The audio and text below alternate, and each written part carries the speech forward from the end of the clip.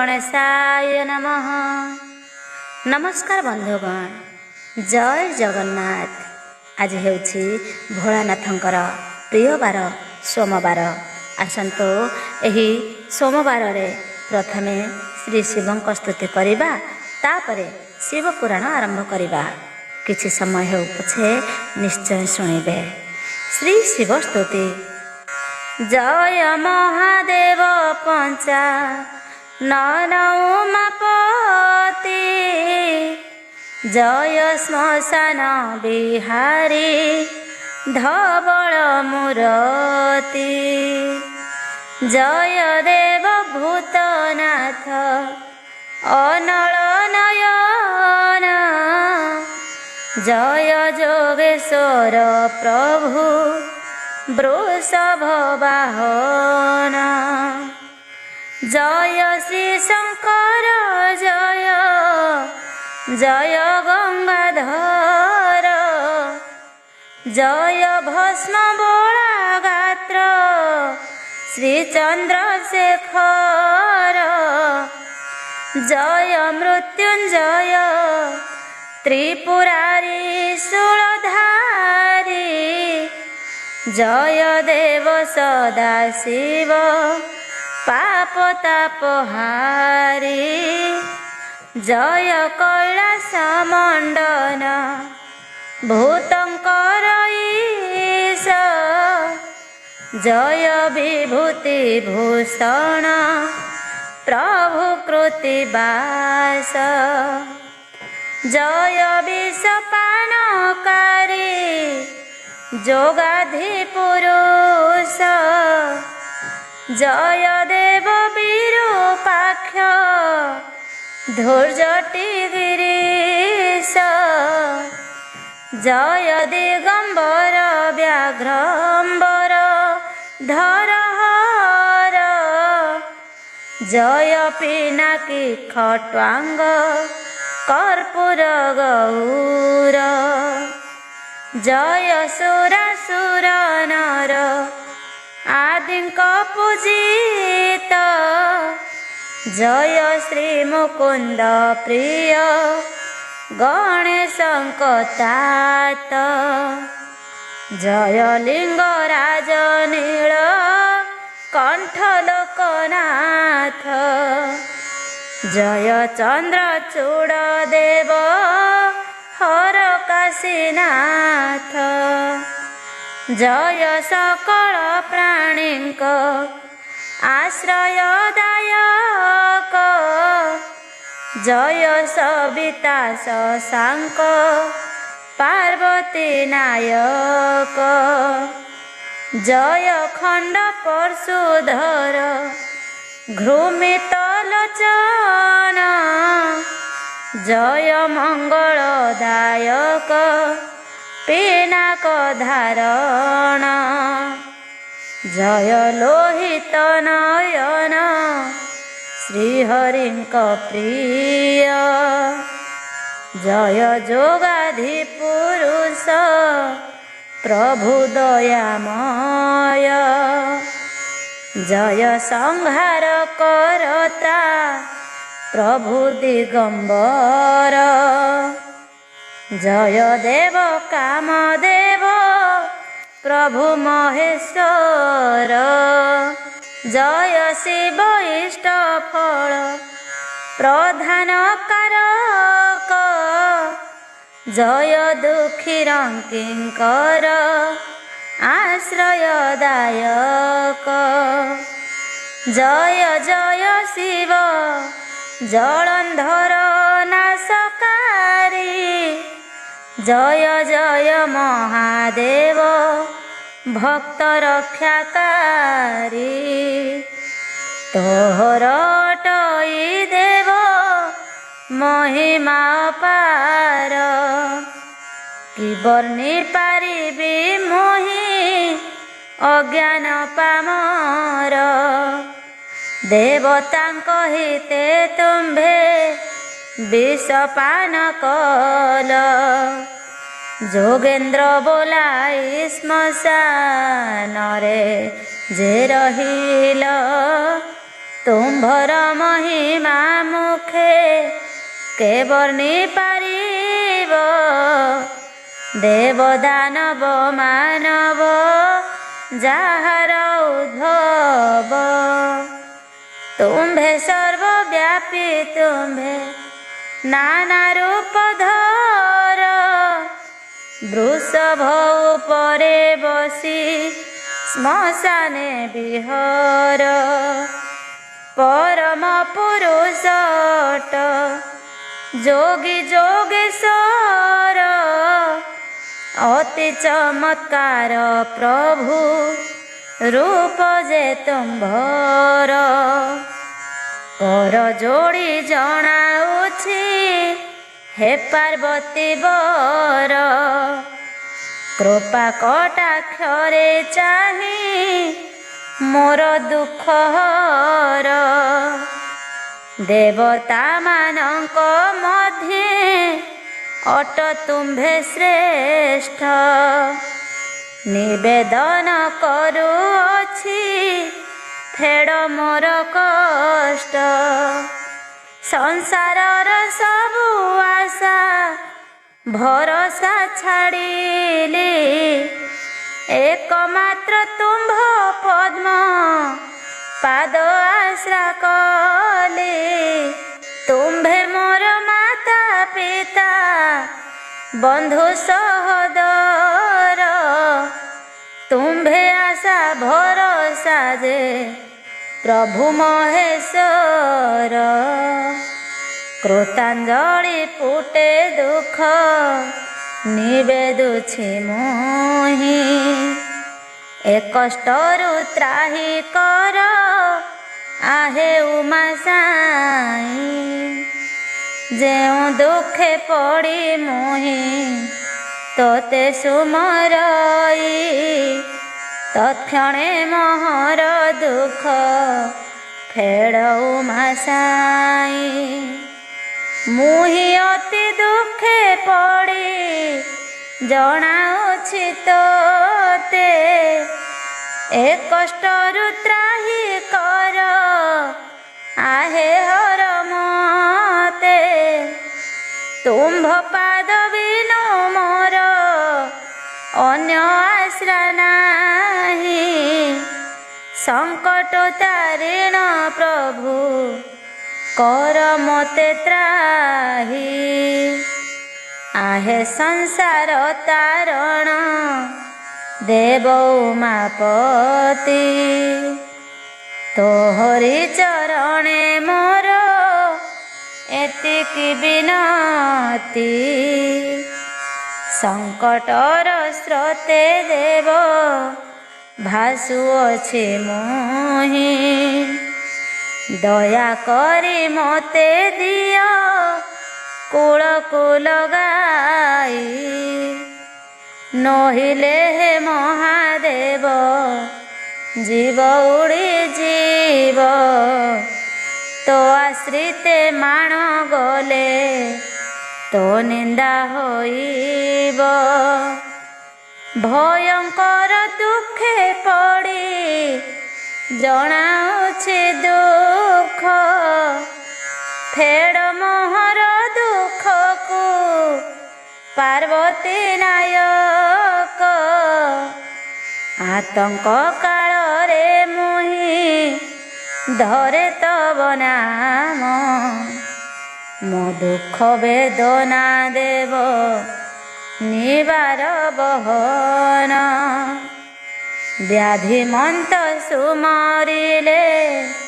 आरोग्य कराऊ दरिद्र सुमरिले जे अति धन देऊ मु अति आरते डाके फेड़ मो आरत जय जय प्रभु आहे देव भोलानाथ फेड़वान फेड़ दुख शरण तोहर तू ही मो इष्ट देवता आहे देवहर ଏବେ ଆସନ୍ତୁ ଶିବ ପୁରାଣ ଆରମ୍ଭ କରିବା।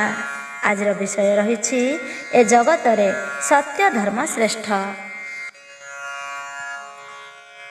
ସତ୍ୟ ଧର୍ମ ସବୁଠାରୁ ଶ୍ରେଷ୍ଠ ଆହେ ଶୁଣ, ଈଶ୍ୱରଙ୍କୁ ଚାହିଁ କରି କହନ୍ତି ବଚନ।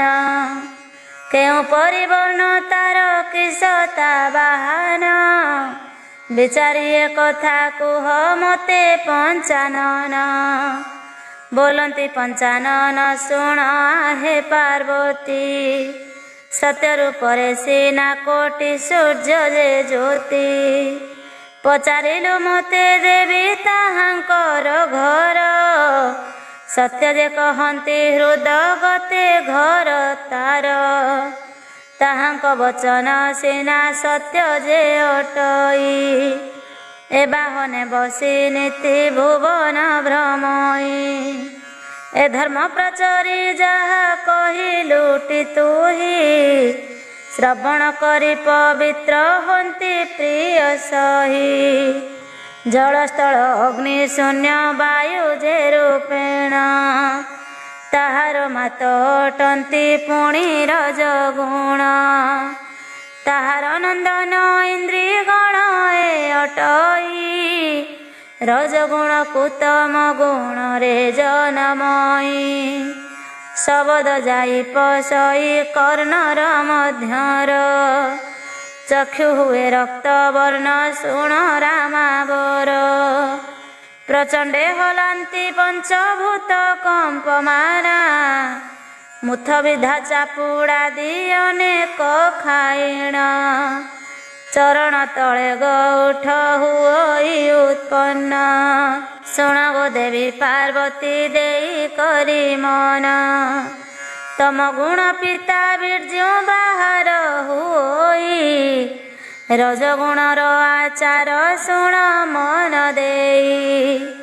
ପାର୍ବତୀ ଗୋତୁମ୍ଭ ଆଗେ କହିବା ବୁଝାଇ, ନାରୀକୁ ଦେଖିଲେ ହସ ହସ ହେଉଥାଇ। ତାର ବାସକୁ ଧରଇ ହସ ହସ ହୋଇ, ଧରିଣ ଗାଢ଼େ ଆଲିଙ୍ଗନ ଯେ ସେ କରଇ। କୃତେ ହସ୍ତ ମତେ ଯେଉଁ କରେ ଆଲିଙ୍ଗନ, କରଇ ଶୃଙ୍ଗାର ଇନ୍ଦ୍ରିୟକୁ ଯେ କ୍ଷେପିଣ। ପ୍ରାଣୀମାନେ ରଜଗୁଣ ହୁଅନ୍ତି ଉତ୍ପନ୍ନ, ସତ୍ୟ ଶାନ୍ତି ଦୟା କ୍ଷମା ଅଟେ ସତ୍ୱଗୁଣ। ଶିବ କହନ୍ତି ଗୌରୀ ମନ ଦେଇ ଶୁଣ, ସତ୍ୟ ସଂସାର ମଧ୍ୟରେ ଅଟଇ ପ୍ରଧାନ। ଏହି ରସ ସୁଜ୍ଞ ଜନ ଶୁଣ ଦେଇ ମନ, ବୁଦ୍ଧିମନ୍ତ ଦିନ ରଚେ ଶ୍ରୀ ଶୈବ ପୁରାଣ। ସତ୍ୟ ଶ୍ରେଷ୍ଠ କି ଅସତ୍ୟ କନିଷ୍ଠ, ଗୌରୀ ପୁଛନ୍ତି ପଦ ତଳରେ ପଡ଼ିଣ। କଥାଏ ପୁଛଇ ଶୁଣ ହେ ପରାଣ ଧନ, ସତ୍ୟ ଅସତ୍ୟ ଦୁହେଁ ହୋଇଲେ ଯେ ରାଜନ। ବିବାଦରେ କିସ ଫଳ କୁହ ପଞ୍ଚାନନ, ପ୍ରଭୁ ପଞ୍ଚାନନ ମୋତେ କୁହନ୍ତୁ ବୁଝାଇ। ଶୁଣିଲେ କର୍ଣ୍ଣ ମୋହର ପବିତ୍ରଟି ହୋଇ, ଦିବ୍ୟ ରସ ଶୁଣ ଉମା କହନ୍ତି ସାନ। ଭୂମି ଦେଶ ନେଲେ ଦୁହେଁ କରିଣ ବଣ୍ଟନ, ଏସନେ କେତେ କାଳ ଯେ ଗଲାଟି ବହିଣ। ସତ୍ୟ ଅସତ୍ୟ ବିବାଦ କଲେ ଦୁଇ ଜଣ, ସତ୍ୟକୁ ଚାହିଁଣ ଦିନେ ଅସତ୍ୟ କହଇ। ଯେତତେ ଭଜିବ ତାର ପ୍ରାଣ ଜୀବି ନେଇ, ସବଂଶ ଯାକ ତାହାର କରିବି ନିଧନ।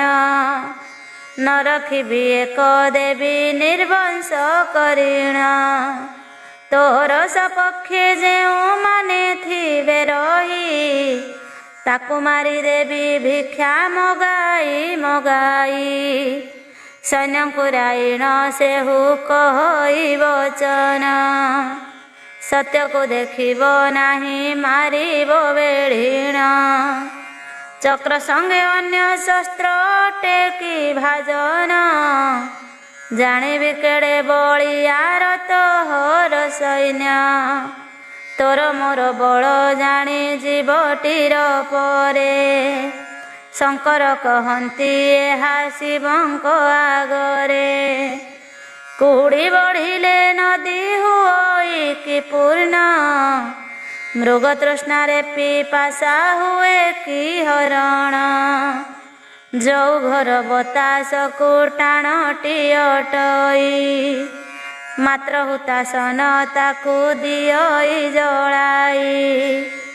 ଅମୃତ ସଙ୍ଗ କି ବିଷ ହୁଏ ସମାନ ସତ୍ୟ ଆଗେ ଅସତ୍ୟ କି ପାରିବ ରହୀଣ।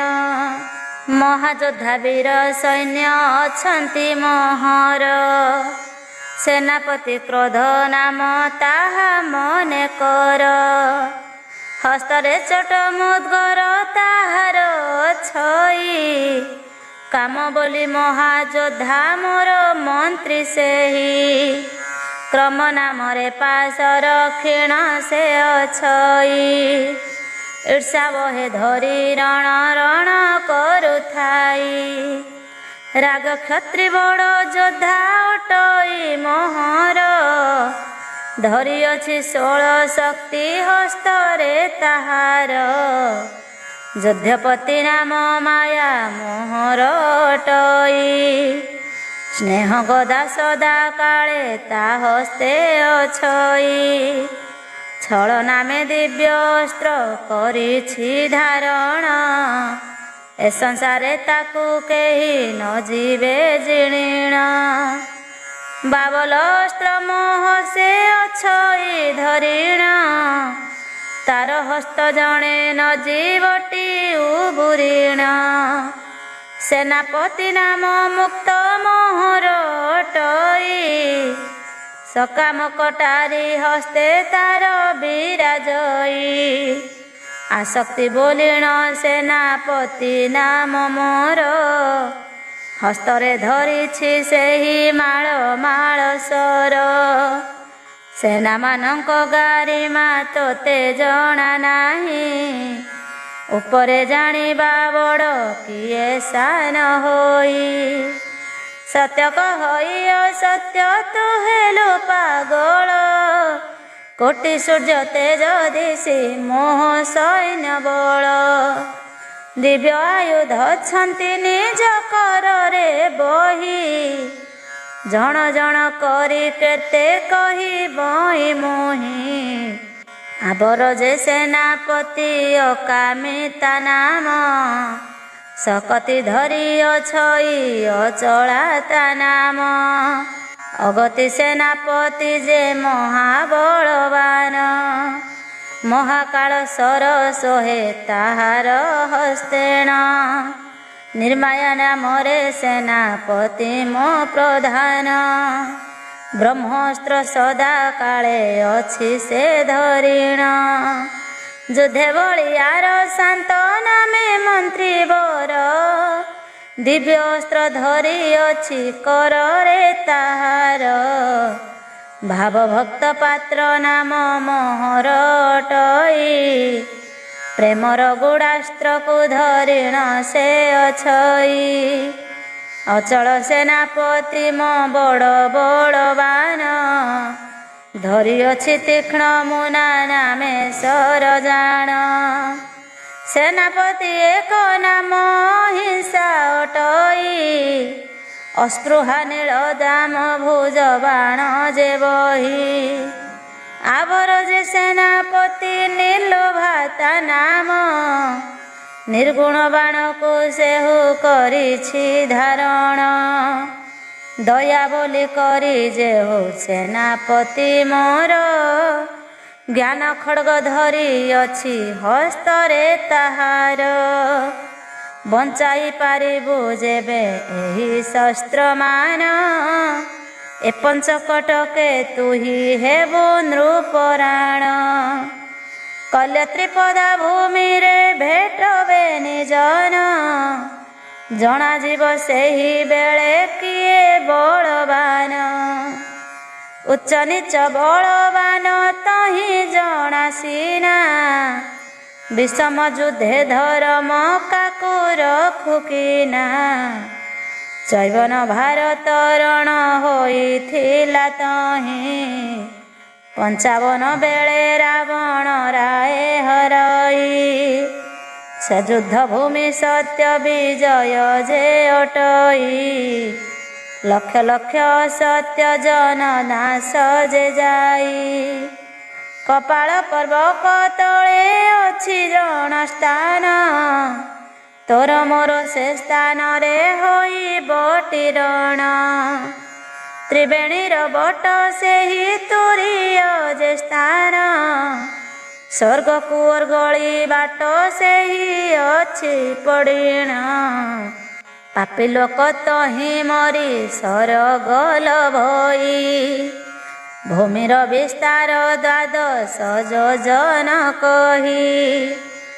ଅପୋଷ ପୃଥିବୀ ତାହା କ୍ଷତ୍ରୀ ମାନଙ୍କର, ତୋର ମୋର ରଣ ନିଶ୍ଚୟ ହେବ ସେ ସ୍ଥାନର। ସତ୍ୟ ସତ୍ୟ ସମତଲ ଭୈର ପାଇଁ, ପାର୍ବତୀ ଆଗରେ ସଦା ଶିବ ଅଛନ୍ତି କହି। ପ୍ରେତମାନେ ବ୍ରହ୍ମାଣ୍ଡରେ ରୁଣ୍ଡ ସେ ସ୍ଥାନରେ, ମୁଣ୍ଡମାନ ଛିଡ଼େ କୋଟି କୋଟି ଯେ ତହିଁରେ। କ୍ଷିପ୍ରଗଣ ବହି ସ୍ୱର୍ଗେ କେତେକ ଯାଆନ୍ତି, ସେଠାବରେ ଦିବାନିଶି ସଂଗ୍ରାମ ହେଉଛି। ନିମିଷ ମାତ୍ରେ ଗୋଟିଏ ଲଭନ୍ତି ମରଣ, ରୁଣ୍ଡ ହୁଅନ୍ତି ତହିଁ କୋଟିଏ ଯେ ଆସିଣ। ଖଣ୍ଡା ଶାବଳ କିଛି ମାତ୍ର ତହିଁରେ ନାହିଁ, ମହାଜ୍ୟୋତି ଚକ୍ର ତହିଁ ଭ୍ରମଣ କରଇ। ଏସେନକ 2 ଜଣ ଉଚ୍ଚ ବାଚ ହେଲେ, ଭେଟା ଭେଟି ହେଲେ ଯାଇଣ ସେହି ସ୍ଥାନରେ। ଯେ ଯାହାର ଶସ୍ତ୍ରକୁ ପ୍ରତି ଶସ୍ତ୍ର ଯେ କରି, ସତ୍ୟ ସଙ୍ଗେ ଅସତ୍ୟର ସୈନ୍ୟ ଗଲେ ହାରି। ସତ୍ୟ ହସ୍ତେ ଅସତ୍ୟ ତେଜିଲା ଯେ ଜୀବନ, ଅକ୍ରୋଧ ଦଣ୍ଡିଣ କ୍ରୋଧ ଗଲା ଶମଶାନ। ଅକାମ ହସ୍ତରେ କାମ ଗଲା ଯମପୁର, ଅହିଂସା ହସ୍ତରେ ହିଂସା ମରଇ ନିକର। ଅମାୟା ହସ୍ତରେ ମାୟା ବିନାଶ ଅଟଇ, ଅଶାନ୍ତି କି ଶାନ୍ତି ବିମୁଖେ ପୁଣି ବିନାଶଇ। ଅଭକ୍ତି ଭକ୍ତି ହସ୍ତରେ କ୍ଷୟ ଯେ ହୋଇଲା, ତମକୁ ଆମ୍ଭ ଜୀବନେ ଜୀବନେ ମାରିଲା। ରାଗକୁ ଅରାଗ କଲା ସମୂଳେ ନିଧନ, ନିର୍ମାୟା ମାୟାକୁ ରଣେ ଦେଲା ଟୀକା ଟିଣ। ନିଦ୍ୱନ୍ଦ ଦ୍ୱନ୍ଦ୍ୱକୁ କାଟ ଇଏ ସମର ଭୂମିରେ, ସତ୍ୟ ଉଦୟ ହେଲା ସଂସାରର ମଧ୍ୟରେ। ଜ୍ଞାନ ଉଦୟ ହୁଅନ୍ତେ ନିର୍ଗୁଣ ଅଟଇ, ସେ ବାସୁଦେବଙ୍କୁ ଚିହ୍ନି ପାରିଲାଟି ସେଇ। ଆଗ ଭଗବତୀ ଏବେ ଶୁଣ ମୋ ବଚନ, ସତ୍ୟ ଠାରୁ ନାହିଁ କିଛି ବଳି କରି ଧନ। ସତ୍ୟ ଜଗତରେ ସତ୍ୟ ଏ ଶିବ ପୁରାଣ, ସତ୍ୟକୁ ଆଶ୍ରୟ କରେ ବୁଦ୍ଧିମନ୍ତ ଦିନ। ପବନ ସଙ୍ଗରେ ମିଶି ଯାଏ ଯେତେବେଳେ, ବାତଶେଳ ସମାଜାତ ହୁଏ ସେବେଳେ। କୁଶଳ ନ ହେଲେ ବାୟୁ ସନ୍ନିପାତ ହୋଇ, ପ୍ରାଣ ପ୍ରୟାଣେ ବେନିପାଦ ଥଣ୍ଡା ଯେ ହୋଇ। ନାଡ଼ି ଛାଡ଼ିଣ ବାୟୁ ପଶଇ ଯେ ନାଭିରେ, ପାଦ ଦୁଇ ସେ କାଳରେ ଚଳିତ ନ ପାରେ। ପୁରୁଷ ଦେଖିଣ ତାହା କ୍ରନ୍ଦନ କରଇ, ମୋହର ବାହନ ଅଟୁରେ ଚରଣ ଦୁଇ। ତୋ ଯୋଗୁଁ ଦଶ ଦଶ ଭ୍ରମଣ କରଇ ତୁ ଛାଡ଼ିଲୁ ମୋତେ କି ଦୋଷ ଯେ କଲଇଁ। ତୀର୍ଥଯାତ୍ରା କରିଲେ କର ତୁରେ ଗମନ ଯେଣେ ମୁଁ ଯାଏ ପୃଷ୍ଠରେ କରି ତୁ ଗମନ।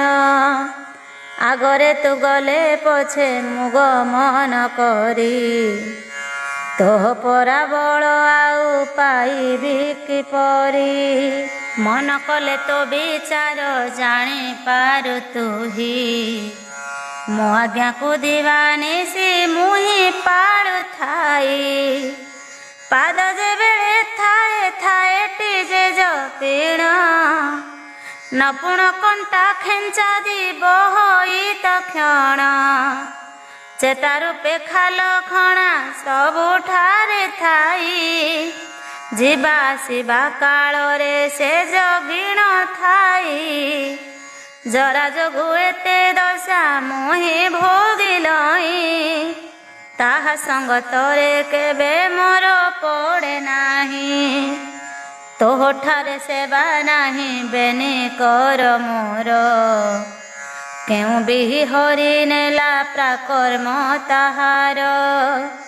କୋଡ଼ି ଗଣତା ଫେରି ଯେ କଟୁରୀ କଟୁରୀ ଧନୁକାଣ୍ଡ ବର୍ଷା ଅଙ୍କୁଶ କରରେ ଧରି। ମାର୍ଜନା କରୁ ଶରୀରେ ଯେତେ ଯେତେ ଜାଣ ବାସ ଆଦି ଲେପ ଭୂଷଣ ସଙ୍ଗେ ଚନ୍ଦନ। ପାକଶାଳାରୁ ନାନା ଅନ୍ନ ତୁଜେ ବାଢ଼ିଣ ବିଧି ମତେ ଜାଣ ଶୌଚ କରି ଯେ ସ୍ନାନ। ସୂକ୍ଷ୍ମରେ ଭୋଜନ କରି କରୁ ଆନନ୍ଦରେ ତୋହର ଗୁଣ ମୁଁ ହିଁ ଭାବିବି ଯେ ମନରେ। ଦେହରେ ମାଛି ଗୋଟିଏ ନ ଦେଉ ବସାଇ ଗାମୁଛାରେ ପୋଛୁ ମୋହ ଠାରୁ ସ୍ନେହ ବହି। ଦୟା ଧର୍ମ ସ୍ମରଣ ଭୋଜନକୁ ନେଇ ତୁ ଗଲେ କରିବ ବହୁ ଘେନିକେ କିମ୍ପାଇଁ। ଆରେ କଣ୍ଠ ତୁ ହି ଅଟୁ ବଡ଼ ଶକ୍ତିବାନ କଳପିବା ବିଷୟା ସଂସାରେ ନିଜ ସ୍ଥାନ। କାୟ ଏବଂ ଆତ୍ମାର ସମ୍ବନ୍ଧ ନିର୍ଣ୍ଣୟ। ପାର୍ବତୀ ଉବାଚ କହନ୍ତି ପାର୍ବତୀ ତୁମ୍ଭେ ହେଇ ସାନ ଶୁଣ ନିସ୍ତାର ପାଇଲି ଶୁଣି ଶିବଙ୍କ ପୁରାଣ। କଥାଏ ବୁଝିବି ମୋତେ ଦୟା କର ନାଥ ପଞ୍ଚଭୂତ ମଧ୍ୟେ ମୋତେ ନ କର କପଟ। ଏ ଶରୀରୁ ଯେତେବେଳେ ଆତ୍ମା ହୁଏ ଦୂର ସ୍ନେହ ଅବଲମ୍ବେ ବନ୍ଧନ ଥାଏ ଏକ ଶିର। ପ୍ରାଣ ବିନାଶ ହୋଇଲେ ଆତ୍ମା ସ୍ନେହ ତେଜେ ତାହା ସଂକ୍ଷେପି କହିବ ଶୁଣିବି ମୁଁ ରାଜେ। ଶୁଣି ସଦାଶିବ କହି ବଚନ ମଧୁର ପାର୍ବତୀ ଶୁଣ ପଛ କଥା କରି ଯେ ସ୍ଥିର। ପ୍ରାଣରେ ପ୍ରାଣ ପୁରୁଷର ହୋଇ ଯେ ଦିନ ନିଃସ୍ୱରେ ଶୂନ୍ୟରେ କରିଥିଲା ସେ ଭ୍ରମଣ। କନ୍ଦର୍ପ ପ୍ରଭାବେ ଦଶ ଦିଶ ଭ୍ରମୁଥାଇ ପଶ୍ଚିମ ପାରୁ ସେ ଦିନେ ପ୍ରବେଶିଲା ଯାଇ। ଗମ୍ଭୀର ମଧ୍ୟରେ ଯାଇ ଗଲା ପ୍ରବେଶିଣ ସେହି ମଣିପୁର ଅଟଇ 4 ଯୋଜନ। ମରକତ 16ପୁର ତହିଁରେ ଅଛଇ ମରକତ ମଣ୍ଡପେ କନ୍ୟା ବସିଥିଲା ତହିଁ। ଅତୁଳା ସେ କନ୍ୟା ଅଟେ ଅପାଙ୍ଗ ମତରେ ଆଦି ପୁରୁଷ ଜନ୍ମିଲା ପୁଣି ଅଜନୀରେ। ଆତ୍ମା ତୋର ସଙ୍ଗଠରେ କାଠି ହୋଇଲା କନ୍ଦର୍ପ ଶରୀର ଦେଖି ଭୋଳ ହୋଇଗଲା। ରଜବୀର୍ଯ୍ୟ ଅଂଶ ଗଲା ଏକତ୍ର ହୋଇଣ ସ୍ନେହ ପ୍ରୀତିକୁ ଅତି ଯତନରେ କହିଣା, ରତି କଲା ନଭରେ ସ୍ନେହରେ ଯେ ଅତି, ନିଦ୍ରା ଜାଗ୍ରତ ଏ ଦୁଇ ଆଦ୍ୟରେ ଉତ୍ପତ୍ତି, ସୁତ ପରେ ସୁତା ନାମ କନ୍ୟା ଏ ଜନମ, ଶବଦ ପୁରୁଷ ତହିଁ ହୋଇଲା ଉତ୍ପନ୍ନ, ଦୁର୍ଗନ୍ଧ ସୁଗନ୍ଧ ଦୁହେଁ ହୋଇଲେ ଉତ୍ପନ୍ନ, ଦୁଇ କର ତଦୁତାରେ ଆବୃତ ହୋଇଣ, କ୍ଷୁଧା ତୃଷା ରୂପେ ଜନମ ହୋଇଲେ ଦୁଇ, ପଛେ ଯାଇ ପାଦ ଦୁଇ ସମ୍ଭୂତ ହୋଇ, ପୁରୁଷ ପ୍ରକୃତି ସେବା କଳିବା ନିମନ୍ତେ, ଦାସ ଦାସୀ ପୁଣି ଜାତ କରିଲେ ମନ୍ତେ, ପ୍ରକୃତି ଯହିଁରେ ପୁଂସ ବସଇ ତହିଁରେ, ପ୍ରବେଶ କରେ ମହାଚିନ୍ତା ଯେ ହୃଦୟରେ, ସେହି ପୁତ୍ର ପଡ଼ିଗଲା ଆଉ ନ ଫିଟିଣ, ଚାହୁଁ ଚାହୁଁ କର୍ମ ଦୁହେଁ ଗଲେଟି ହଜିଣ, ନ୍ୟାୟ ଅନ୍ୟାୟ ଯେତେ ଅଶେଷରେ ଅଟଇ, ସର୍ବ ଶୁଣି କରି ମୋତେ ଶୁଣାଉ କିମ୍ପାଇଁ, କାମରସ ଦନ ତୁହିଟି ଇନ୍ଦ୍ରିୟ ଭାଇ, ତୋ ସମନ ହେଉ କନ୍ଦର୍ପ କଳାକୁ ଚାହିଁ, ପ୍ରତିଜ୍ଞା ମୁଖରେ କେତେ କହିବି ମୁଁ ତୋର, ପ୍ରଜାପତି ଅଟୁ ତୁହି ପ୍ରଜା ସପକ୍ଷର, ପ୍ରଜାଶଙ୍କୁ ନାମ ଗୋଟି ହୁଅଇ ମହର, ଜଗତେ ଶୋଭଇ ପ୍ରାଣ ଗଲା ଧରଣୀର, ଛାଡ଼ିଲୁ ତୁ ମୋତେ ସୃଷ୍ଟି କରିବେ କେ ଯାଇ, ତୋ ପରାୟ ସୁଖ ମୋତେ କେ ପାରିବ ଦେଇ, କି ପାରିବି ମାୟା ସଂସାରରେ ବହୁଦିନ, ଗୃହବାସେ ସୁଖ ମୋର ଗଲାଉ ଭାଇଣ, ତୋହର ସଙ୍ଗେ ଗଲା ମୋହର ମଳ ଦ୍ୱାର, ସେବା କରୁଥିଲା ଯେହୁ ମୋତେ ନିରନ୍ତର, ସେ ସିନା ଗଣା ତାହା ଯେ ତାହାର ସଙ୍ଗରେ, ଆହାର ଯେତେକ ପାକ ଜଠରେ ପଡ଼ଇ, ବାହାରକୁ ଆସେ ସର୍ବମଳ ଦ୍ୱାର ଦେଇ, ମରିଲୁ ତୁ ଏକା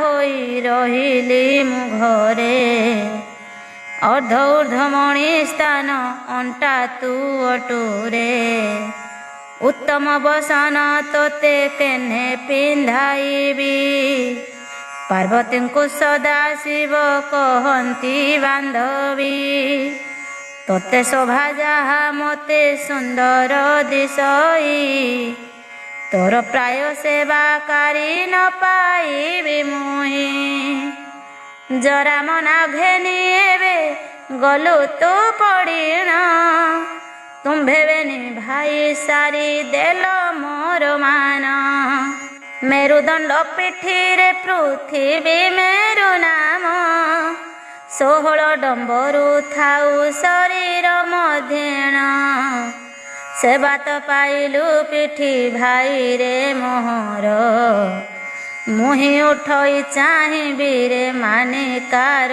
ବୋଲ, ଅଶେଷ ଉଦରେ କାରେଣୀ ତୋ ବାବୁ ଧନ, ଅନ୍ନଜନ ଦୁଗ୍ଧ ଦଧି ଲବଣୀ ସଙ୍ଗେଣ, ସର୍ବଫଳ ମୂଳ ଛେନା ଯେତେକ ଚୋବାଇ, ଗୁଡ଼ ଖଣ୍ଡ ଶର୍କରା ଦ୍ରବ୍ୟାଦିକୁ ଯେ ନେଇ, ଅହଙ୍କାର ତମ ଗୁଣ ଯହିଁ ତହିଁ ଥାଇ, ଭଣ୍ଡାର ଘରିଆ ମଲ ଯାଦବର ହୋଇ, ପ୍ରାଣ ସଖା ଏବେ ରହିବ କି କହ ମୋର, ଏକା କରି ଚାଲିଗଲ କେବଳ ପ୍ରକାର, ହୃଦୟ ମରିଲା ତୁମ୍ଭ ସଙ୍ଗତେ ମୋହର, ପାଞ୍ଚ ଥାଇ ଭଲ ମନ୍ଦ ବୁଦ୍ଧି ଥାଇ ମୋର, କରୁଥାଇଆନ ଗୁଣ ବନ୍ତ ଯେ ନହାଇ ତାହିଟା ପରା ହରଣ ହୋଇଣ କହଇ ଶ୍ରଦ୍ଧା ଦୟା ଧୈର୍ଯ୍ୟ ବୁଦ୍ଧି କୁବେରଟି ମୋର ବ୍ୟାୟାମର ସରେ ସବୁ ଘର କରିବାର ନାନା ରତନ ଭୂଷଣ କଣ୍ଠରେ କରଇ ସେହି ସ୍ଥାନେ ନାନା ଗୀତ ବାଦ୍ୟ କରୁଥାଇ ଚନ୍ଦନ ଚିତାକୁ ଶୋଭ କପାଳ ଅଟଇ ମୂର୍ଧନେ ଶୋଭାମ ପୁଷ୍ପ କେଣେ ରହିଥାଇ ସମସ୍ତେ ଏକା ବେଳରେ ଛାଡ଼ିଗଲ ମୋତେ ଦୁସ୍ତର ବିପଦ ପଡ଼ିଅଛ ଏକାନ୍ତେ ଓଙ୍କାର ପରମତରେ ଅନେକ ଲାଗଇ ମୁକୁଳ ଦୁଲଣ ମଲେ ନଗ୍ର ଭାଙ୍ଗି ଯାଇ ପ୍ରାଣ ପାଇଁ ଘନ ଘନ କରଇ କ୍ରନ୍ଦନ ସେ ସମୟ ଶୂନ୍ୟ ହେଲା ସକଳ ଛାଡ଼ିଣ ପ୍ରାଣୀଙ୍କୁ ତେଜିଣ ପ୍ରାଣ ଗୋମହୀନ ଭରେ ନିଶ୍ଚିତ କୂଳ ମଧ୍ୟ ଚେଳ ଯେ ଆସନରେ ଶୂନ୍ୟରେ ଶୂନ୍ୟ ମିଶିଣ ଶୂନ୍ୟରେ ରହଇ ଦଧିରୁ ପ୍ରାଣ ଲବଣୀରେ ରହେ ଯେ ଯାଇ ପ୍ରଳୟ କାଳରେ ଦୁହେଁ ଏକତ୍ର ରହନ୍ତି ପାର୍ବତୀଙ୍କୁ ସଦା ଶିବ ଏପରି କହନ୍ତି ସେହି ମତି ସୃଷ୍ଟି ସିନା ସୃଷ୍ଟିର ବେଳରେ ପୁଣି ଗଢ଼ୁ ଗଢ଼ୁ ପୁଣି ଭାବି ଦିବସରେ ଶୁଣ ପର୍ବତ ସୁତା ଯେ ଦେଇ ମନ କର୍ଣ୍ଣ ଦିନ ବୁଦ୍ଧି ମନ୍ତର ଚେ ଏ ଶିବ ପୁରାଣ ବ୍ରହ୍ମ ଗାୟତ୍ରୀ ମହାତ୍ମ୍ୟ କଥନ କହନ୍ତି ଗୌରୀ ଏବେ ସଦା ଶିବ ଶୁଣ ବ୍ରହ୍ମ ଗାୟତ୍ରୀ କାହୁଁ ହୋଇଲା ଯେ ଜନମ ଗାଈର ଦେହରେ ସେ ତ କିପରି ରହଇ ବୁଝିବାରେ ଏହା ମୋତେ ସନ୍ଦେହ ଲାଗଇ କହନ୍ତି ଶଙ୍କର ତୁମ୍ଭେ ଗୌରୀ ଗୋ ଶୁଣ ଗାୟତ୍ରୀକୁ ବିହି କେନେ କଲା ଉତ୍ତପନ ସେହି ଗାୟତ୍ରୀରେ ବ୍ରହ୍ମା ବ୍ରହ୍ମାଣ୍ଡ ଛନ୍ଦଇ ତାହା ତୋତେ କହିଦେବାରେ ପ୍ରିୟ ସହି ପ୍ରଥମରେ ଅନାହତ ସମସ୍ତ ଯେ ଥାଇ ଅନାହତ ଶବଦଟି ତହିଁରୁ ଜନ୍ମଇ ଶବଦରୁ ଧ୍ୱନି ଏକ ଲଭିଲା ଜନମ ଜ୍ୟୋତିପତି ହେଲା ପୁଣି ଧ୍ୱନି ଉତ୍ପନ୍ନ ଜ୍ୟୋତିର ଜ୍ଞାନ ପୁଣି ପ୍ରକାଶ ଯେ ହୁଇ ତିନି ବ୍ରହ୍ମ ମନ ଗାୟତ୍ରୀ ନାମକୁ କହି ଅର୍କବର୍ଣ୍ଣ ହୁଏ ସେହି ପ୍ରଭାତ କାଳରେ ତେଜିଆନ ନଳରୁ ପୁଣି ଯେତେ ନରେ ସୃଷ୍ଟି ବର୍ଣ୍ଣକୁ ଦୀପ୍ରରେ ଯେ ସେ ଧରଇ ସନ୍ଧ୍ୟାକାଳେ ନୀଳବର୍ଣ୍ଣ ପୁଣି ଧରେ ସେହି ଛନ୍ଦି ଛନ୍ଦି କରି ଏହିପରି ସଂସାର ନିର୍ମାଣ ସମୂର୍ତ୍ତି ପାତାଳାଦି ଯେ ଊର୍ଦ୍ଧ୍ୱେ ବାସସ୍ଥାନ ଉଭୟ ନାମ ଗୋଟିକ ଶୁଣ ମନ ଦେଇ ପାର୍ବତୀଙ୍କ ଆଗେ ସଦା ଶିବ ଅଛନ୍ତି କହି ପଥ ଅକ୍ଷରୁ ପୃଥିବୀ ପାତାଳ ଭିଆଣ ରବି ଅକ୍ଷରୁ ବିଉଳ ଲଭିଲା ଜନମ ରକ୍ଷରୁ ରସାତଳ କଲା ନିର୍ମାଣ ସୁଅକ୍ଷରୁ ସୁତଳ ହୁଏ ଉତ୍ପନ୍ନ ନରୁ ନିତଳ ରସାତଳ ସ୍ଥାନ ମାନ ତାର ପରେ ଯାହା ହେଲା ଶୁଣ ଦେଇ ମନ ଅରୁ ଅଚଳ ସପ୍ତ ପାତାଳ ସର୍ଜନ ଉପରେ ସ୍ୱପନ ସ୍ୱର୍ଗ ସର୍ଜିଲା ଥାଇଣ ଉରୁ ଭବଲୋକ ନିର୍ମାଣ କରଇ ଭୁବଲୋକ ନିର୍ମାଣ କରିଲାଟି ଯେ ତହିଁ କରୁ ପ୍ରଜାପତି ଜନଲୋକ କଲା ଥରୁ ତପଲୋକ ପୁଣି ସୃଷ୍ଟି କଲା ସରୁ ସ୍ୱର୍ଗଲୋକ ଗାୟତ୍ରୀ ଛନ୍ଦଇ ମରୁ ମହଲୋକ ବ୍ରହ୍ମ ଭାଗେ କରଇ ସରୁ ସତ୍ୟଲୋକ ଗଢ଼େ ପ୍ରଜାପତି ଶୁଣ ମନ କର୍ଣ୍ଣ ଦେଇ ଏବେ ଗୋ ପାର୍ବତୀ ଧ୍ରୁବଲୋକ ରହିଅଛି ଏହାର ଉପରେ ବିଷ୍ଣୁ ଲୋକର ଯେ ସ୍ଥାନ ତାହାର ଉତ୍ତାରେ ଆବର 10 ଅକ୍ଷର କଥା ଏବେ ଶୁଣ 10 ଅକ୍ଷରରେ ଦୟା କରିଲା ପ୍ରମାଣ କ୍ଷରୁ ଗାଈର ଖୁରା କରିଲା ନିର୍ମାଣ ବୋରୁ ସର୍ଜିଲା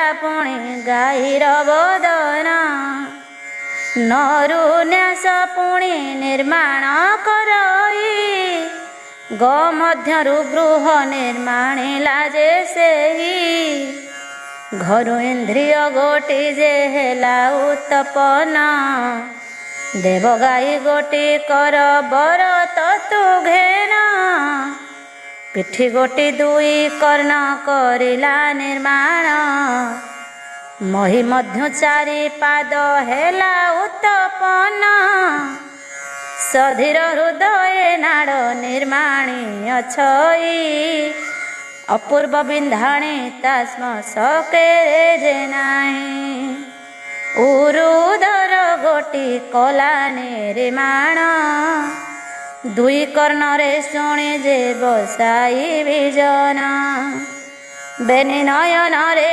ବସଇ ପୁଣି ଯାଜନ ସଦାଶିବ ପାର୍ବତୀଙ୍କୁ କହନ୍ତି ଏ ସନ ଦାନ ପ୍ରତିଦାନ 2 ମୁଖରେ ବସଇ ସେ ଯେଉଁଠି ବସେ ତାହା ଶୁଣ ମନ ଦେଇ ଅଟଇ ଷଡ଼ ମୁଖ ଗୋଟିଏ ଗାଈର ତୋ ଆଗରେ ସେହି କଥା କହୁଅଛି ମୁଇଁ ପର ରଜସ ଶବଦ ଅବନାଶ ଷଷ୍ଠାକ୍ଷର ରରୁ ଲୁଲୁ 4ଟି ଅକ୍ଷର ସିଦ୍ଧିରସ୍ତ 4 16 ଅଟଇ 16 ଚିରରୁ ତାର ଅମୃତ ଝରଇ ତ୍ରିବେଣୀ କୂଳେ ତ୍ରିକୂଟ ମଧ୍ୟରେ ସଦା ଝରେ ବ୍ରହ୍ମା ଗାଈ ଗୋଷ୍ଠ କରିଛନ୍ତି ତାହାଠାରେ ଓଙ୍କାର କାର ରଜ୍ଜୁରେ ଯାଇ ବାନ୍ଧିଲା 50 ବାଛୁରୀ ଗଣେଛନ୍ତି ତହିଁ ପଡ଼ିଗଲା ଗାଈ ଶରୀରୁ ଅମୃତ ଝରିଣ ପଡ଼ଇ ସେ ଅମୃତ ପାନେ ଜୀବ ଜୀବନ ଧରଇ 16 ଚେରରୁ ଝରି ପଡ଼ଇ ଯେ ଅମୃତ ଶିବ ପିଛାଛନ୍ତି ବ୍ରହ୍ମା ବିଷ୍ଣୁଙ୍କ ସମେତ 50 ଦଳ ଦିଅଇ ସେ ଯେ ଜଳେ ଶିବ କହୁଛନ୍ତି ଏହା ଭବାନୀ ଆଗରେ ସୁଖେ ଥାଇ ସ୍ୱର୍ଗ ମର୍ତ୍ତ୍ୟ ପାତାଳେ ଅଛନ୍ତି ସେହି ଝର ଯୋଗୁ ସର୍ବେ ବଞ୍ଚିଣ ଅଛନ୍ତି ସହସ୍ର ଯୁଗ ପର୍ଯ୍ୟନ୍ତ ଝରଇ ଅମୃତ କେବେ ନ ଝରଇ ସହସ୍ର ବର୍ଷ ହେ ଅତୀତ 84 ସିଦ୍ଧତା କରୁଛନ୍ତି ଗାନ 84 ମହନ୍ତ ଖାଇ ଅଛନ୍ତି ବଞ୍ଚିଣ ନିର୍ବାଣ ପୁଂସ ବୋଲିଣ କହନ୍ତି ଗୌରୀ ବ୍ରହ୍ମଜ୍ଞାନ ମନ୍ତ୍ର ଉପଦେଶ ଦେଇ କରି କାହିଁ ବସଇ ଅବନା 8 ଯେ ଅକ୍ଷର 4 ବେଦ ଅଛି କାହିଁ କୁହ ମୋ ଆଗର କହନ୍ତି ଶଙ୍କର ଏବେ ଶୁଣ ଗୋ ପାର୍ବତୀ ଗାଈ ଦେହେ ଅବନା ଅଷ୍ଟକି ପରିସ୍ଥିତି। ଦୁଇ ଆଖିରେ ଦୁଇ ଅକ୍ଷରର ଯେ ସ୍ଥାନ, ବେଦପତି ଅଛି ଶୂନ୍ୟ ବାଣୀକୁ ଚାହିଁଣ। ରଜ ଦୁଇ ଅକ୍ଷର ପ୍ରାଣର ଯେ ମଧ୍ୟର, ଅନାହତ ଧ୍ୱନି ବିଷ୍ଣୁ ଥାନ୍ତି ପାଶର। ଅକ୍ଷ ଦୁଇ ଅକ୍ଷର ଜ୍ୟୋତି ଚକ୍ରରେ ସ୍ଥାନ, ଉତ୍ପତ୍ତି ପ୍ରଳୟ ଅଛନ୍ତି ଶଙ୍କର ବହିଣ। ବଦନରେ ବଦ ଏବେ ନିଅକ୍ଷର, ଜିହ୍ୱା ସ୍ୱରୂପରେ ତହିଁ ଦେବୀଙ୍କର ଘର। ଜିହ୍ୱା ସ୍ୱରୂପରେ ଦେବୀ ଅଛନ୍ତି ରହିଣ, ବାକ୍ୟ ଦେବୀ ସରସ୍ୱତୀ ତାହାଙ୍କର ନାମ। ବ୍ରହ୍ମାଣ୍ଡର ଯେତେ ନାମ ତା ଉତ୍ପତ୍ତି ସ୍ଥଳ, ପୁରାଣ ବ୍ୟାକରଣ ଯେତେକ ଯେ ସକଳ। ଗୀତ କବିତା ରହସ୍ୟ ସମସ୍ତ ଅଛଇ, ଛପନ କୋଟି ଜୀବ ଜନ୍ତୁ ବଦନ ଅଟଇ। ବେନି ଶବଦରୁ ସର୍ବେ ହେଲା ଉତ୍ପନ୍ନ, କହୁଛନ୍ତି ସଦାଶିବ ତାହାକୁ ଚାହିଁଣ। ଭବଠୁଳ ନିମନ୍ତେ ବ୍ରହ୍ମ ଏକାକ୍ଷର, ଗାଈ ମୁଖେ ବିଶୋଷକ ରହିବା ପକ୍ଷର। ଆବର ଏକ ରସ ଶୁଣ ଦେଇ ମନ, ବଡ଼କା ଅକ୍ଷର 50 ଯେ ସମ୍ଭାଳିଣ। ବାର ମାତ୍ରା ଜୀବନରେ ସମସ୍ତ ବନ୍ଦଇ, ବ୍ରହ୍ମା ଏକାକ୍ଷର ପ୍ରଶ୍ନ ନିରନ୍ତର ହୋଇ। ସକଳ ନାମ ଏକତ୍ର ଖୋଜିଲେ ମିଳିବ, ପଞ୍ଚଜନ୍ୟ ଶଙ୍ଖର ଶବଦ ବାହାରିବ। ମୁରଲି କାହାଳି ବେଣୀ ମହୁରୀ ସଙ୍ଗତ, ହରିଙ୍କ ଅଙ୍ଗନରେ ଶକୁନ୍ତଳା ହେଲେ ଭେଟ। ଏ ଶବଦ ମଧ୍ୟରୁ ସକଳ ଯେ ବାହାର, ଉଛୁଳଇ ଚାରିଖାନି ବ୍ରହ୍ମାଣ୍ଡ ମଧ୍ୟର। ବାଦ୍ୟନାଦ ଗୀତ ନଟ ନାଟ୍ୟ କଥା ମାନ, ସକଳ ଗୌଣ ଶବଦୁ ହୁଏ ଉତ୍ପନ୍ନ। ମନେ ରଖି କଥା ମାନ କହୁଅଛି ମୁହିଁ, ମନେ ନଥିବା କଥା ତ କହି ନ ପାରଇ। ପରମୁଖେ କହଇ ଯେ ଆପ ଯେ ବ୍ୟାପୀଣ, ସନମତ କି କୁହାଇବା ଯେ କଥା ମାନ। ସାକ୍ଷୀ ହୋଇଥାଅ ସର୍ବ ପ୍ରତି ସାବଧାନ, ସବୁ ପୁର ଅନ୍ଧକାର ଅଟଇ ପ୍ରମାଣ। ଲଲାଟ ଶିରମାନ ପ୍ରସାଦ ଯେ ନୟନ, କଣ୍ଠପୁଷ୍ଠ ଓଠ ରହି ଅଛି ଯେତେ ସ୍ଥାନ। ସକଳ ନାମ ଧରି ଶବ୍ଦ ନନ ଆସଇ, ସକଳ ବେଦ ପଢ଼ନ୍ତି କେହି ନ ଶୁଣଇ। 12 ମାସ ପଞ୍ଚାକ୍ଷରକୁ ଅଛଇ ନେଇ, ନବଜାନ୍ତି ଆଗେ ତୋର କହିଲି ବୁଝାଇ। ବହୁମାତ୍ରା ଜୀବ ଏହି ସ୍ଥାନରେ ପଟରେ, ଅବନା ମିଶି କରିଅଛଇ ଯେ ସଙ୍ଗରେ। ଅବନା ବନା ମଧ୍ୟରେ ମିଶିଗଲା ତହିଁ, ବାନ ଅବନା ବଢ଼ଇ ଏକାଠି ମିଶାଇ। ଏଣୁ ଶବଦ କହୁଛି କରି ବାରମ୍ବାର, ଜ୍ଞାନୀ ଜନ ଜାଣନ୍ତିଟି ଭେଦକୁ ଏହାର। ଆରେ ସଖୀ ତୋତେ କହିଦେଲି ବୁଝାଇଣ, ଯାହା ପୁଛା କଲୁ ଏବେ ମନ ଦେଇ ଶୁଣ। କୁ ବୋଲି କଣ୍ଠେ ବଚନ ଯେ ନ କହଇ, କି କହିଲେ କଣ୍ଠ ତୋତେ ଯାଇଣ ରହଇ। ଅଶବଦର ଦୁଆରକୁ ଧରେ, ଆ ବୋଲନ୍ତେଣ କହିଲା ସୁଖରେ। କି ତାକୁ ଦ୍ୱାର ରଖିଥାଅ ମନ, ସ୍ୱାଦୁ ଅସ୍ୱାଦୁ କି ବାରିଣ ଯେ ତକ୍ଷଣ ବେନି ପାଟି ଦନ୍ତ କୁକୁ ବୋଲନ୍ତେଣ ଉଇ ବୋଲନ୍ତେଣ ଶବ୍ଦ ଧ୍ୱନି ଯେ ପ୍ରମାଣ ନାସାରେ କଉ କଉ ଥାଏ ଦିସ୍ଥାନରେ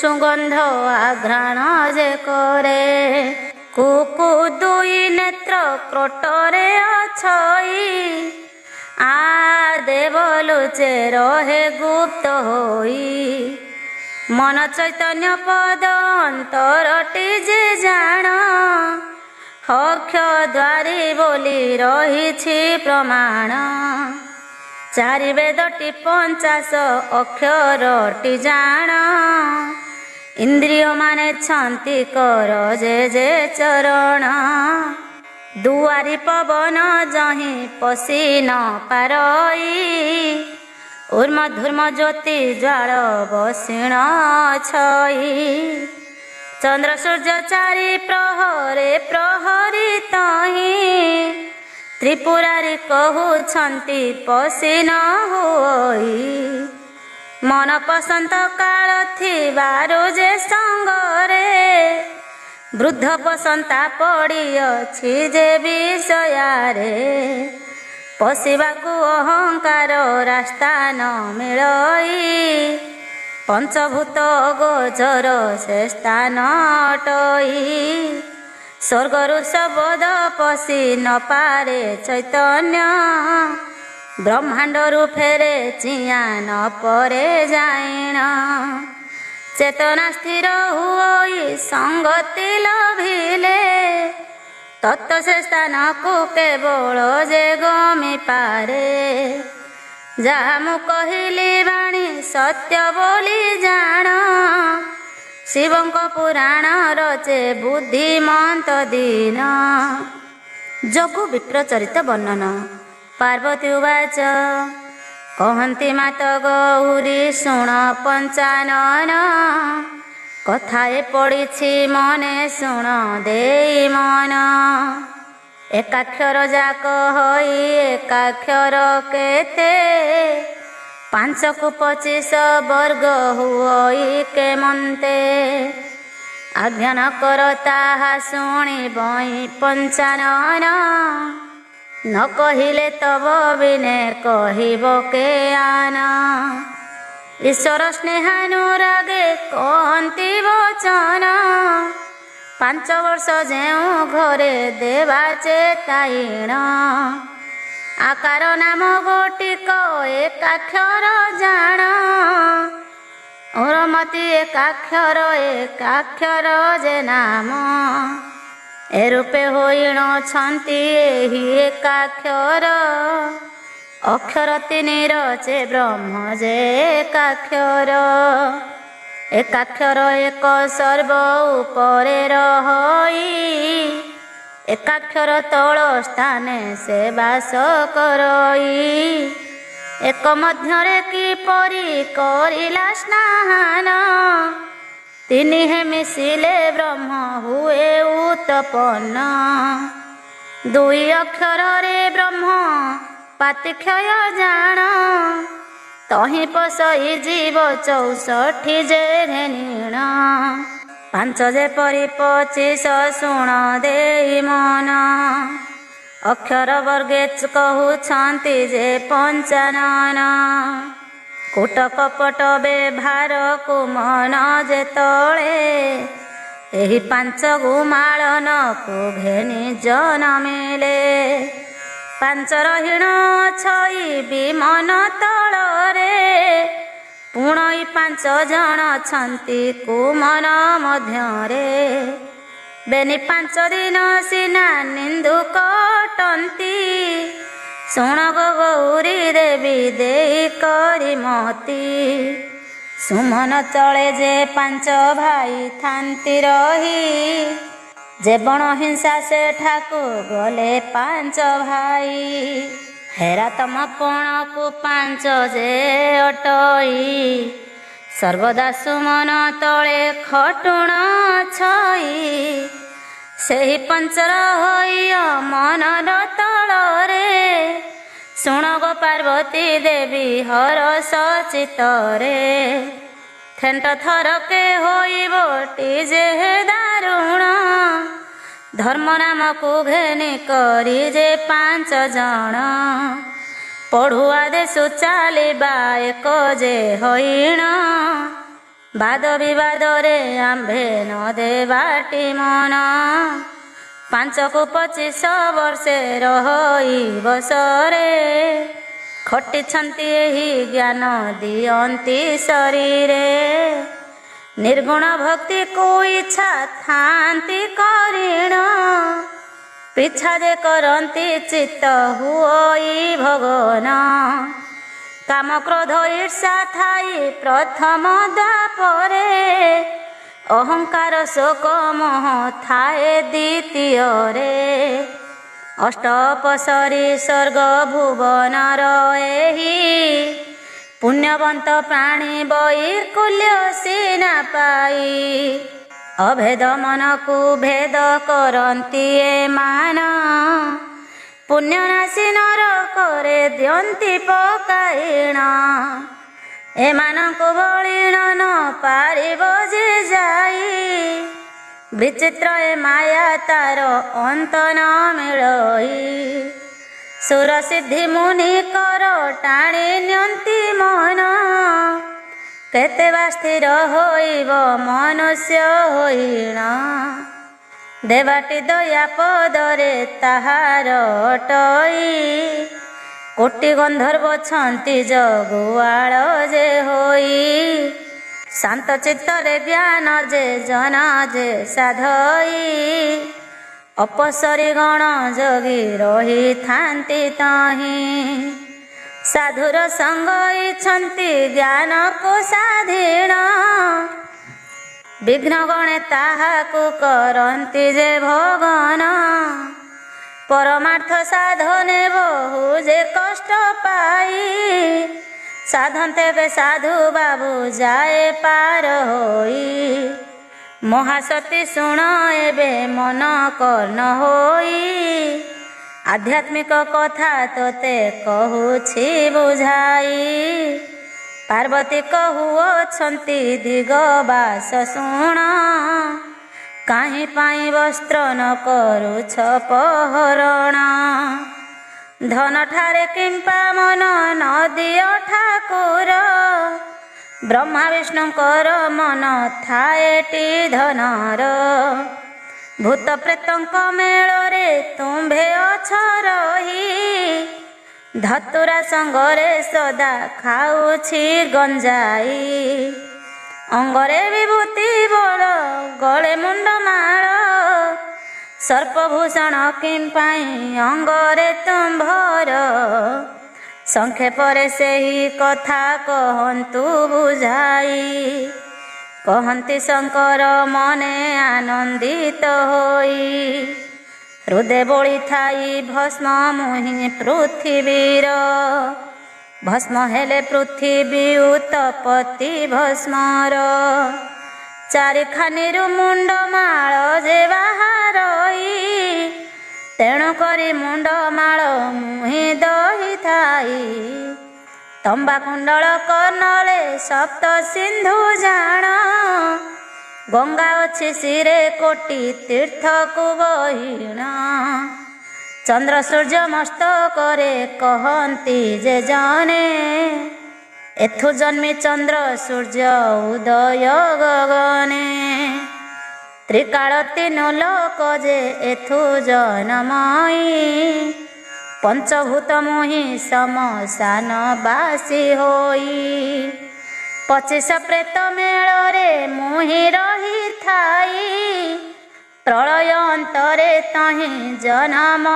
ହୁଅଇ ଗଞ୍ଜେଇ ଦୁଦୁରା କାମ କ୍ରୋଧ ତମ ଜାଣ ଏପରି 10 ଦିଗ ଯେ କହେ ବୁଝାଇଣ ଯାହା ପଚାରିଲୁ ଏବେ ମନ ଦେଇ ଶୁଣ ଲୁଚି ରହିଥାଇ ଧନେ ମୁହିଁ ଅକିଞ୍ଚନ ଅବନ୍ତୀ ନାମରେ ଅଛି 91 ନବର ଜଗୁଆ ନାମେ ଭିକ୍ଷାସୀ ଅଛି ସେ ନବର। ନଗରେ ନଗରେ ନୀତି ଭିକ୍ଷା ଯେ କରଇ, କିଛି ଖାଇଣ କିଛି ସଞ୍ଚି ଯେ ରଖିଥାଇ। କେତେ ଦିନ ତହିଁରେ ବିତି ଗଲା ଯେ ଜାଣ, ମନେ ବିଚାରଇ ଜଗୁ ବସି ଏକ ଦିନ। ଚାଷ କରିବ ବଳଦ କ୍ରୟ ସେ କରିବି, ବହୁତ ଧନ ପାଇ ମହାଜନ ମୁଁ ହେବି। ବଳଦ ଦୁଇ କିଣିଲା ଭାବି ଭାବି ସେହି, ମଗାଇବାକୁ ତାହାକୁ ନିଦ ଯେ ମୋହଇ। ଦାମୁଡ଼ି ପ୍ରଭାତରୁ ମଣାଇଲା ଯେ ନୀତି, ଦଣ୍ଡ ଜୁଆଳି ପକାଏ ତାରେ ନୀତି ପ୍ରତି। ଦିନକେ ଦାମୁଡ଼ି ଦୁଇ ବର ଜିଣ ଗଲେ, ପଳାଇ ଯାଇଣ ସେହି ବନରେ ପଶିଲେ।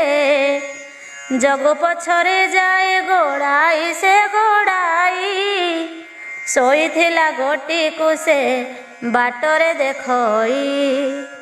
ଦାମଡ଼ି ପଡ଼ିଲେ ଯାଇ ଦସ୍ୟୁର ଉପର, ଜୁଆଳି ପଡ଼ିଲା ଯାଇ ଉପରେ ତାହାର।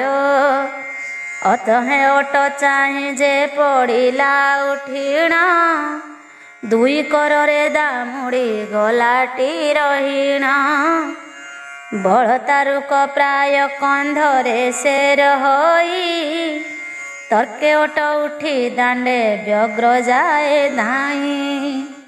ଦାଣ୍ଡ ଘାଟ ଛାଡ଼ି ଓଟ ଧାମଇ ବନରେ, ମାଥେ ମୁଣ୍ଡ କୋନେଇ ଜଗୁ ଧାଇଁଛି ପଛରେ। ଦାମୁଡ଼ି ଧାମନ୍ତେ ତହିଁ ତେଜିଲା ପରାଣ, ବହୁତ କାନ୍ଦିଲା ଜଗୁ ହତକୁ ନେ।